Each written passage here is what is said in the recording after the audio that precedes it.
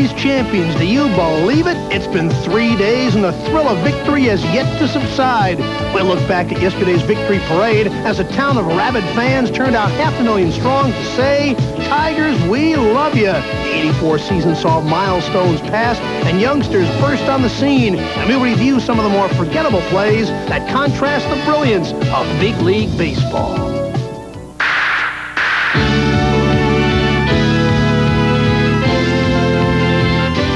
Tigers 84 is brought to you by... And what we have here today is the greatest baseball team in the world.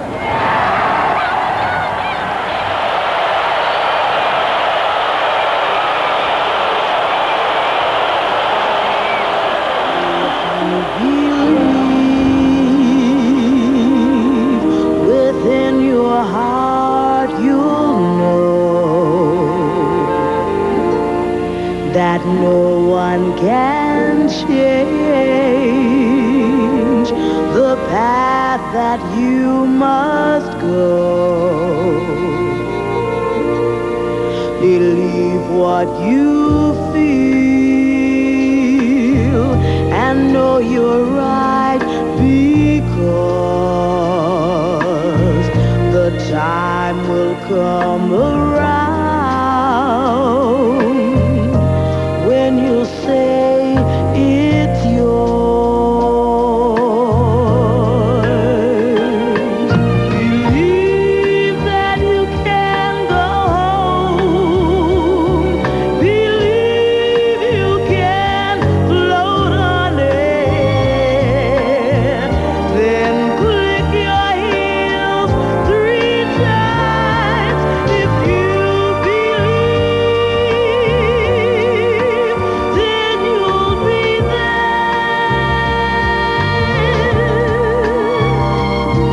Believe in yourself right from the start. Believe in the magic that's inside your heart. Believe all these things, not because I told you to,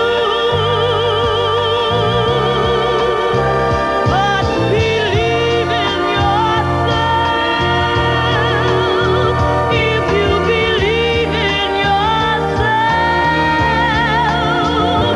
just believe in yourself as I believe in you.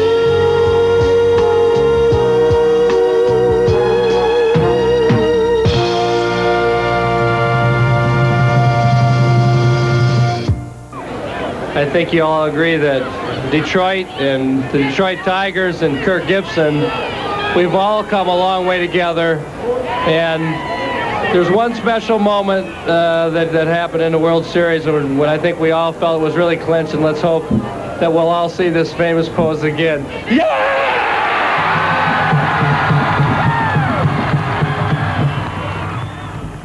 But winning it all was just the capper, of course, because Tiger fans have been showing their love all season, reveling in the victories, the national attention, and of course the reflection of excellence that became ours as a community to share with our team. In San Diego, a similar pride rose forth. The Padres had brought those people a measure of notoriety also, and though they played a miserable World Series, they were still accorded a raucous return to California. It happened Monday night at Jack Burnfee Stadium. 35,000 showed up to verify their affection for the National League champs. True, they'd been badly humbled by the Tigers, but the Navy band didn't seem to care, and local breakdancers spun their own symbolic embrace of the team that had lifted the town into national prominence. 15 years of nothingness had at long last been put behind. The Padres had given them a 5-game thriller over the Cubs, and San Diego was finally on the big league map.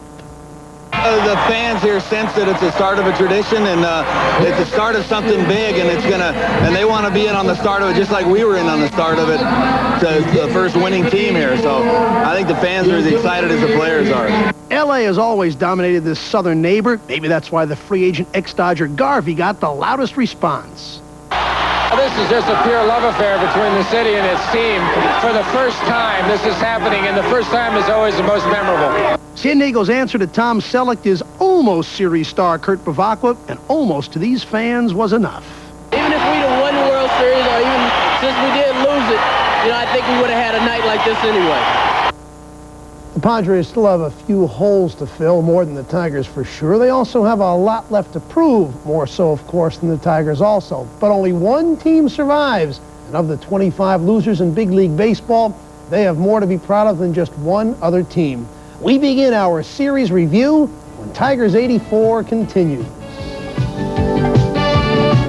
Arrived in San Diego for Game 1 a week ago yesterday, well rested, having beaten Kansas City 4 days earlier, while the Padres were just a day away from their perilous and emotional 3-game homestand comeback sweep of the Cubs. All the talk of emotional letdowns and such typically proved to be inconsequential. The Padres were ready, and so were a few of their friends. 58,000 fans and loud ones made Jack Murphy Stadium a deafening, trembling, and hostile place. Padre fans have got some lung power too, but Lou Whitaker quickly silenced some of it, working the count before doubling deep to center and over Bobby Brown to get him going. Alan Trammell was back home to play for the first time since graduating from Kearney High School here back in '76, and he lined a single to left. Lou comes around, and as they had done to the Royals in the first 2 games of the playoffs, the first 2 Tigers had produced a run. But this lefty, Mark Thurman, has a move to first. He caught Allen leaning, and the pickoff would haunt the Tigers for fully half the game. Why? Because Lance and then Herndon both came up with infield hits. Tigers get 4 hits in the inning, but with 2 outs, Garbey grounds to Nettles, who makes the fielder's choice, and the Tigers muster just the lone tally. Jack got the first 2 men on the bottom of the first, but then trouble started. Garvey went the other way, after which Nettles did the same. Then a big and costly mistake. Morris, forkball, never dipped, and Terry Kennedy jumped on it, ripping the shot into the right field corner. Both runners scored it in a flash. The Tigers had fallen behind 2-1 after 1. Sure looked like it'd be a high-scoring night, but right away, the defense and pitching took hold. Tigers second. Great back-to-back defensive plays by the Pods. Nettles smothering Lemon smash to lead off the inning. And then the next man, Darrell Evans, gets robbed by Wiggins. 2 up, 2 down, and the Padres seem resolute to retain that lead. In the third, the Pods had their 2 igniters, Wiggins and Gwynn on, but Lou took care of that. Gwynn out of the baseline, called out. The relay gets Garvey, and Jack escapes a jam. In the 5th, Thurmond again dashes a budding rally. The move works to perfection. He catches Gibson leaning, and Kirk, who had walked, is forced to trudge back, embarrassed. And more so when Lance followed with a shot inside the third base bag. Though it'd be ruled a ground rule double, had Gibby been on, it would have been second and third and just 1 out, instead of Lance on second and 2 out. But then Herndon saved the inning and the day. He gets the very end of the bat on the ball, and this is strength. To put it away by that much to the opposite field, it'd win the ball game. Although Morris would have to bear down even more, and the defensive play, maybe of the whole series when it is all said and done, had yet to happen. In the 6th, Jack got into another hole. Nettles let it off with a soft single to center, innocent enough. But Kennedy followed with another, a line shot to center, and here we go. 2 on, none out. Time to bag the slow stuff and reach back for the heat. Next man, 6th hitter Bobby Brown, fans on a Morris Blazer. Next hitter, 7th man, Carmelo Martinez. Jack lets it fly, his fastball pushing 100 miles an hour, and Martinez fans. It is 2 out and 1 to go. Then the 8th hitter, Gary Templeton, the switch-hitting shortstop, and Jack digs deep down to get him also. Strike 3. He mows him down on 3 straight strikeouts, and the 3-2 Tiger lead lives on. Tigers go quietly in their 7th, but in the bottom half, designated hitter Kurt Bavacqua instigates the play of the day, leading off with a shot into the right field corner, rattling around the Tiger bullpen. Gibson retrieves and makes the strong, accurate relay to Whitaker. As Bavacqua rounds second, he appears to stumble, momentarily loses balance, and though he recovers, it probably costs him the base. Whitaker's throw is a bullet to Castillo, who applies the tag, and Bavacqua is out. Morris later says, "This was the biggest play. Having a man on third with none out could have been deadly." If that wasn't enough in the 7th, more highlights followed. Next batter, Wiggins bunts, and Jack, athlete that he is, scoops and tags in one motion. It is 2 out. Gwynn then walks, but on the pitch out, Lance cuts him down, and the 3-2 Tiger lead is sustained again. In the 8th, Morris is throwing even harder if that's possible. On 3 straight pitches, he fans Garvey on a deadly forkball. And then with 2 outs, he does the same to Kennedy. By now, the big fella is sniffing blood, and only the 9th inning remains. And he gets him 1-2-3 this time also. The Tigers win the game. Another tense pitching duel is theirs, and it is 1-up in the series. America is watching, and as the Tigers revel in their triumph on the field, the countless millions that view their glee undoubtedly think, this is a team, and this has to be their year. Full game 2 would temper that enthusiasm quite a bit, and that's where we pick it up when Tigers 84 continues. Fans already getting a little cocky. After all, the Padres hadn't seen Morris before and had been duly overwhelmed, and now they face Dan Petrie, the Tigers' most consistent starter, and will almost assuredly get another sobering introduction to the league's top pitching staff. And by the time they got to hit against Dan, they were already in a hole. Game 2 looked like it'd be a Tiger breeze. Whitaker slapped Ed Whitson's first pitch to left center, and with the Padres knowing that a second straight loss at home would all but dash their hopes, then saw Trammell wrap Whitson's next pitch for another hit, and the 58,000 became predictably quiet. The Tigers are out to prove that Game 1 was only a warm-up. This would be the KO punch to bring them to their knees, send them to Detroit on a downer. And when Gibson hit the third pitch of the game, scoring Trammell to give the Tigers the lead, a pall set in over Jack Murphy Stadium. The odds makers were obviously right. The Tigers would run over them, and the 8-5 odds at this point looked too small. Lance brought run number 2 with a sacrifice fly, and then in the game of inches, Evans drove one the other way, just beyond the reach of diving Gary Templeton, and the Tigers led 3-0. Whitson was gone, failing before the home crowd, and as young Andy Hawkins trudged in, Tiger backers sat back and smiled. A 1-2 pitch, and a serious mistake by Lawler to the last man in the lineup, drives it into the upper deck and left. Castillo, the defensive whiz, with one big swat, which has bidden to become a household word, or at least to begin to become one. And the Tigers weren't done in the inning. Whitaker walked, preceding Trammell's double down a left field line. Lou comes all the way around, and the Tigers get a 3-run lead as they had in Game 2. Kennedy tries to block the plate, but Lou barges through, and it is 3-0 Tigers. Gibson then walks before Parrish hits one in the gap between third and short. Nettles makes the stop but can't make a play, and the bases are loaded. Williams has seen all he can take of Lawler. Greg Booker, the righty, comes in to replace him, and on a 3-1 pitch, he walks Herndon to force in the 4th run of the inning. It's also the 3rd walk of the inning, and Williams in the dugout is understandably not too pleased. Garbe finally flies out to end the lengthy frame, leaving the bases loaded. Tigers did it all night, stranding 14 runners. Padres scratching out in the 3rd on a couple of singles and a Garvey fielder's choice. But in the Tiger half, Booker walks the bases full. Evans, Whitaker, and then Trammell, the 8th man walk so far in the game. Greg Harris enters for Booker, and he proceeds to hit Gibson on the foot. That forces in the 5th run. It is 5-1 Tigers as Evans scores. In the Padre 4th, Wilcox is starting to hit his groove. He fans Martinez on a classic low-breaking curve.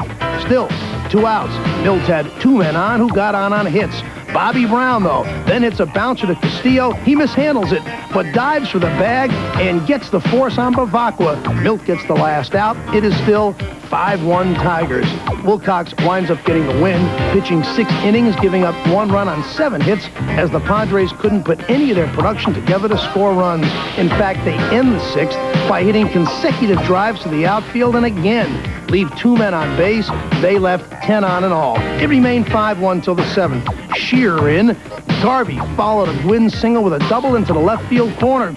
Gwynn later scored on a Nettles sacrifice fly to make it 5-2, which ended up to be the final score. Hernandez relieved Shearer, and Kennedy rips a shot to dead center. Lemon races back, turned the wrong way, but recovers, makes the grab to end the inning and spare the Tigers another potential big Padre rally. Hernandez finishes up with customary efficiency. He goes the last 2 1/3 innings of a bizarre ball game. The 11 walks ties a series record, and 24 men left on base is a new series record as the Tigers, lucky though they are, capture Game 3. So now the Tigers had regained control of the series. They led it 2-1 with the opportunity to send their ace out again to all but bury the National Leaguers. And Game 4 became the Jack and Allen show. Lou led off with a routine grounder to second, but Wiggins, who moves to it well, throws off balance and off the mark, and a rally is born. Just a moment later, Trammell begins his memorable afternoon and bid for series history, pulling a pitch up and over the plate into the lower deck and left. Trammell, already hitting .435 in postseason play, would boost it even further. Tigers lead 2-0, but not for long. Morris got the first 4 batters easily, and though his forkball to Kennedy would dip a bit here, the Padre catcher nonetheless launches this vicious liner to right. In a flash, it was gone, and the Tiger lead was halved at 2-1. The Padres make light of always trailing, but they don't like it. And as they congratulated Kennedy, they had no idea that soon they'd be down even further. Yes, 1 inning later, Trammell strikes again. Lou on second after a single and an error. And Allen going once, going twice. It is gone. Martinez climbs the scoreboard in vain. It is the blast seen round the world. Sparky later saying that Allen is the best shortstop he has ever seen. Well, America can make that choice. After all, Cal Ripken is still alive, don't forget. Shao, meantime, has seen his worst fears materialize. His 3 postseason starts, all disasters. Trammell's curtain call only rings home his sadness all the more. Okay, 4-1, bottom of the 5th. Lou and Allen on second and third with hits. Gibson facing Dave Trevecki, and Kirk fans losing a chance to bust the game apart. Tension, the pressure, and the burning will to perform bubbles forth in frustration. Gibson's his own worst enemy here, and his own disciplinarian, too. His final act of self-punishment, a bop on the helmet. Trevecki gets out of the inning. Meanwhile, Morris continues to own the Padres in the 7th. Jack growing so confident, fans bivouac on a lazy but baffling changeup. That's 7 innings down, and soon the Padres would be all his. They get a run off him in the 9th. But few doubted that Morris was destined for his 2nd straight series complete game. This one a 5-hitter, no walks, 4 strikeouts, and if perish the thought, it does go to a 7th game, Jack would be the man. So, Trammell and Morris now stand tallest as potential Tiger MVPs, 2 stars for baseball to remember as heroes of the thrilling season and series of 1984. It's a dream come true. I never would have expected to hit 2 home runs in a ball game, but it's a special thrill. World Series, millions of people watching, and seeing the type of team that we have and the type of player that I have, because I know that we've had a great season, and we just like to win it today in front of the home fans, that's for sure. And that would be the big one, the clincher, the championship game. Game 5 is next when Tigers 84 continues. Overwhelming sentiment in the air, and that was, end it now. Let's please not go back to San Diego, because everybody covering the series and playing in it had quite enough travel, work, and excitement to suffice. 52,000 came out feeling that this was to be the day of days, and the player of players fired the first salvo. First inning, a man on, and Gibson rockets one off Thurman into the upper deck and right. 2-0 Tigers. Padres starters by innings end would have allowed an accumulated 16 runs in 11 innings. It was the story of the series, and Gibby's curtain call was tame compared to the craziness to follow. Parrish singled, made it to third. Lemon then singled him in, and the Tigers were rolling at 3-0. But starter Dan Petrie would struggle again as he had in Game 2 out in San Diego. Pods had reached him for 1 run in the 2nd, another here in the 4th on Brown's sacrifice fly, and with 2 outs, Wiggins, a thorn all series, singles to center. Templeton, who had also singled, comes on to score as Lemon's throw was cut off. This would finish Petrie for the day. The game was tied at 3, and the Padres felt alive again. In the 5th, with Lefferts in and pitching well, as had all the Padre middle relievers. Gibson was on third, bases loaded. Kuntz pinch hitting for Grubb, lifts the short fly to right. Gwynn loses it in the lights. It forces Wiggins to make the catch. He has no leverage to throw, and Gibson dashes across with the go-ahead run. 4-3 Tigers on one of the shortest sacrifice flies ever. The Tigers had again leave the bases loaded, but they held the lead they would never relinquish. Meanwhile, Senior Smoke was truly on fire in the 6th. He fanned Bobby Brown on a wicked fastball on the corner. 4 batters, 3 strikeouts for him, and the lead lives on. In the Tigers' 7th, a strange scenario unfolds. Lefferts fans Gibson the first batter up. Gibby's frustration is well-founded. Lefferts has been unhittable, but Dick Williams lifts him for the goose to pitch to Parrish, and it is the move that ends the series. Parrish powders a fastball on a line over the left field fence, and it is that precious insurance run. Tigers lead at 5-3 and never looked back till the trophy was theirs.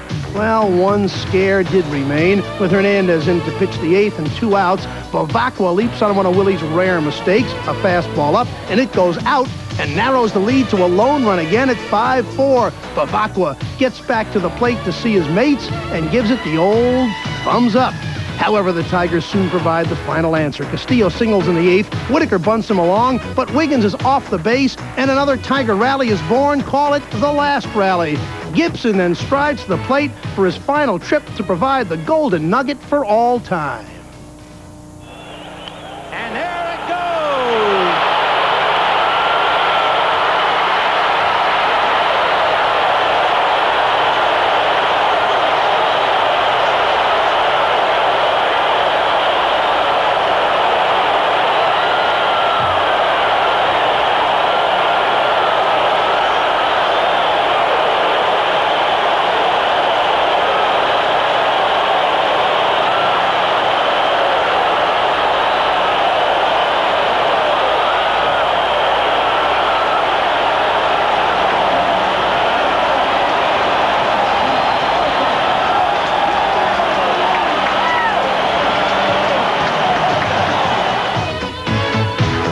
It's all history now. Win flies out to end the series and the season. Every player's goal is to wear that ring. You play a lifetime for it, and for our boys of summer, they have reached the apex. They all say money goes and fame fleets, but the ring lives ever on. These young people have tremendous courage, and they're tremendous people. I think the one thing we must understand, this team has as much character as I've ever seen in a sports team as people. And that's very important to me. And if this team doesn't continue to improve, there's only one person to blame. That would be their manager. Here, this is what it's all about. We're going to get that ring. This is the most important day of my life. I'm going to celebrate. It's just a feeling you get inside, not necessarily for yourself, but for your teammates, the guys that you've been battling with since early February. I know, he's sneaking around on you. He's trying to get a little class now. But, you know, we've been battling since early February. Ignore him. Just Ignore. keep going. We've been battling since early February, and it's been a team-type thing. You're having a good time, Eli, I'll tell you that. Yeah, he missed the first 2 years, dog. Look at there you go. Working on the job. I want to Anyway, Milt. But anyway, yeah, you may interview you, Eli. What should I do here? This has been How's my that? greatest year. How's the champagne? What year is I that? trained hard in the off-season. You're going to have to train harder next year. Dan Petrie, how do you feel? You wanted Dan to win that one so badly, didn't you? Oh, sure I did. But Dan has got nothing to be ashamed of. He gave it 100%. He had a hell of a year. Without him, we wouldn't be here right now, and I'm proud of Dan. You know, I know he's not feeling as happy about his performance as maybe a few other guys, but as far as I'm concerned, he's a true champion, and he did it all year. Oh, this is something we've all waited for, something you dream about, something you probably don't even think you're going to have a chance to be at. And you sit at home and watch this on TV and try to see the people that maybe you've played with or been with or know, and you're happy for them. I mean, you're ecstatic for them, and makes you, you know, you almost start crying for them. Wish you were there, but not only that, you wish that the best for them and they enjoy as much as they can, and that's what everybody feels here. I mean, you can't have 25 people that are jumping up and down together, but you can do it individually. The home run off Gossett, that mean a lot to you? Sure it did, but you know what I've done against Gossett. Nothing. So, but again, the game's on the line. It's a world championship on the line. And now, that's the thing about this game.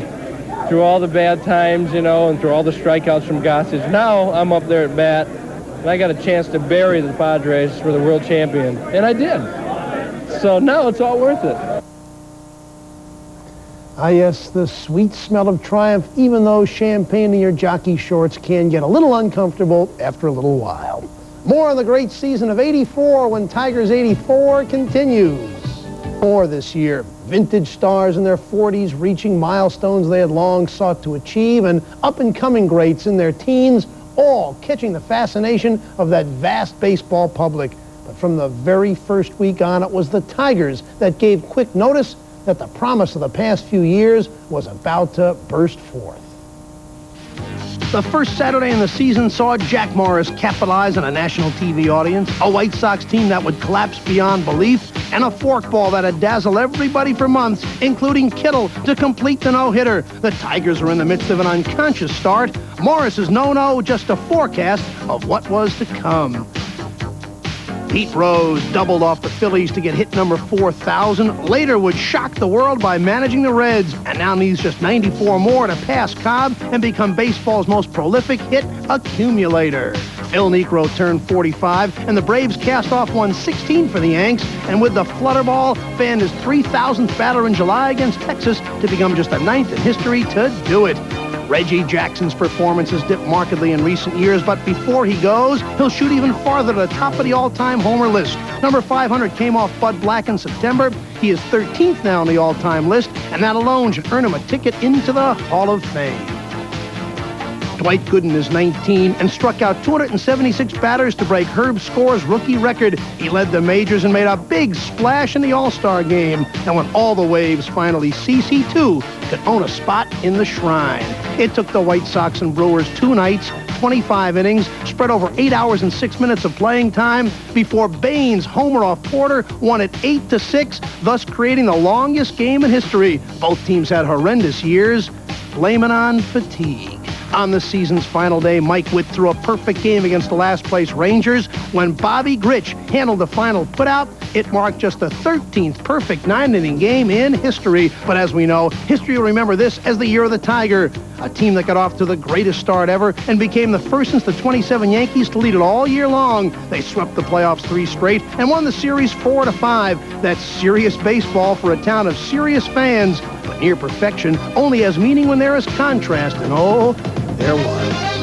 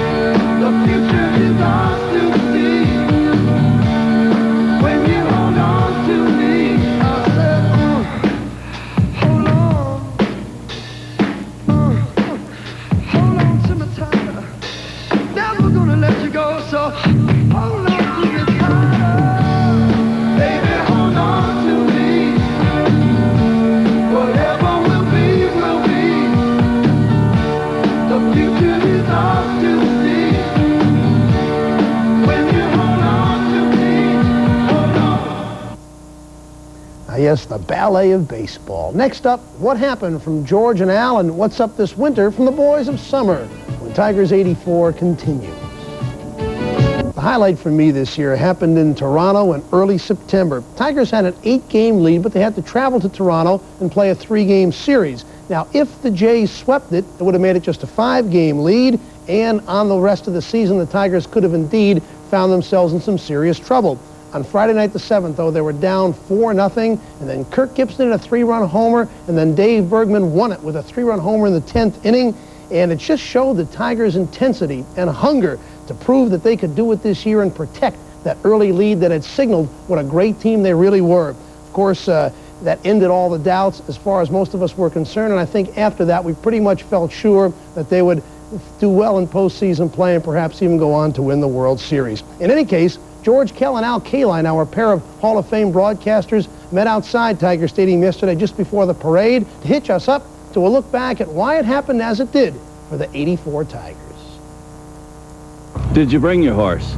With that hat, you need a horse. I got it parked in the parking lot. You do? Yeah. Any surprises? You know, I was going to tell you a moment ago, I think if there were any surprises, maybe the bullpen. The Tigers made a trade for Hernandez. The bullpen was suspect last year. Lopez came back, had a big year, but the trade for Willie Hernandez. I think Willie Hernandez really compensated Lopez an awful lot. It took an awful lot of pressure off of Aurelio, even though he wasn't the real short man out of the bullpen. But I think they helped each other an awful lot. There was a lot of pride between the two of them, and the best bullpen in all of baseball. The big surprise I got, I didn't believe the Detroit Tiger bench was as strong as it appeared this season. The guys coming off the bench, the ones that didn't play a lot, came in and pinch hit. They got a lot of big hits. They won a lot of ball games, and Sparky Anderson was able to play everybody on his ball club, and everybody was strong right down to the end. Al, I asked Jim Campbell this morning in his office before the parade, I said, who's going to be the most valuable player on this ball club, or most valuable player in the league? He said, don't ask me that. We got too many heroes. Well, I'll ask you. Well, I think that's the way when you win, you don't have any stars. Everybody's a star when you're a winner, and everybody does what they have to do to win. I've been on teams where everybody was worried about performances as far as average wins and losses, but when you're winning the pennant, that doesn't really matter. And there was a lot of stars. Oh, God, this is one of the best teams I've ever seen put together.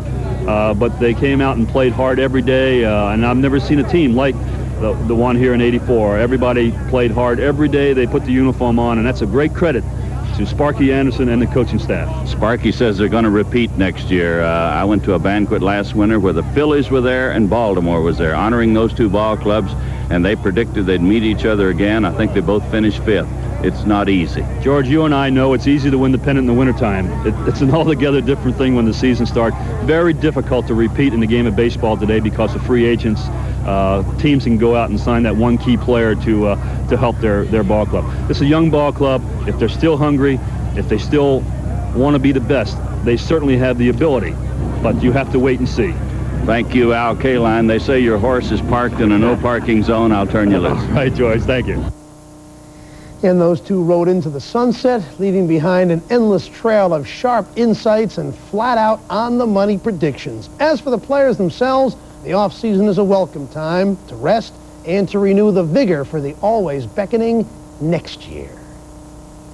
I'm going to do an awful lot of fishing this winter and try to stay in shape and get back into the stock brokerage business and just basically enjoy myself and kind of live on some memories this winter, I think. We're going to be taking care of our newborn child as soon as it's born. It's being a little stubborn right now. But I'm just going to take it easy and start working out again in December and get ready for next year. I'm going to go golfing every single day, and then I'm going to put my wife to work. So. Relax, unwind, get away from all this. I think that's therapeutic. Everybody's got to get away from their job now and then, no matter how much they love it. That's what I intend to do. I'm just going to relax. I'm going to kick back. I've got a lot of little nagging injuries and pains that only rest will help, and I think I'm just going to not do anything for about 2 months and then start working out again 1st of January. It's time for a break. We need a little rest. I know that I've got a few little injuries that I'm going to have to get fixed up, but we'll be ready in '85. In the meantime, work on that voice, Alan. You'll never get into broadcasting with all that gravel stuck in there. We're back with a final look at things when Tigers '84 continues. Season, the greatest season of their lives and of our lives as fans. Fans who caught baseball fever as kids, a fever, as the saying goes, that lasts a lifetime. For the Tigers, down to the 25th man, they have done something that many of baseball's greatest, from Walter Johnson to Ernie Banks to George Kell, for that matter, and to Rod Carew, never achieved, and that is a major league title. It is the goal of every kid who ever picked up a baseball bat and tried to swat that all-too-elusive pitch. In a team game, team rewards are the only ones that truly matter in the purest sense, and that reward is now theirs. The Tigers' millions of supporters join in that magic, and only sports in the whole realm of entertainment can provide that intense feeling of community and of sharing. Thus, their championship is your championship too, and together, we thank the Detroit Tigers for the summer of our lives, and thank you for being with us all year long. Good night, everybody. I've taken my bows and my curtain calls. You brought me fame and fortune and everything that goes with it. I thank you all, but it's been no bed of roses.